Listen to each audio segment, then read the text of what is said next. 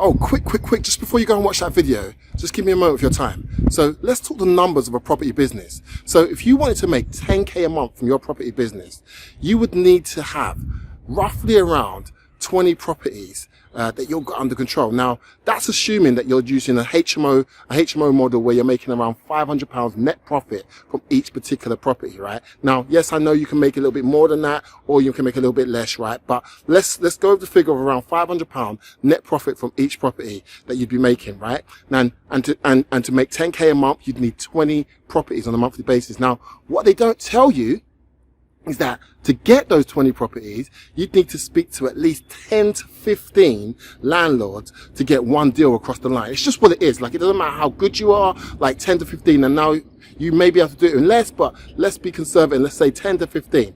So what that means is that to get those 20 properties under your control, generating you 10K a month, you need to actually speak to 200 to 300 landlords. Now, the problem is, do you think that you're going to be able to do that from sending out landlord letters? Talk to 300 landlords over the next 3 months, 6 months, over a year from sending out landlord letters. Do you think that's going to happen? Or do you think it's going to happen from you going out and begging estate agents to work with you? Come on, just think about that for a moment.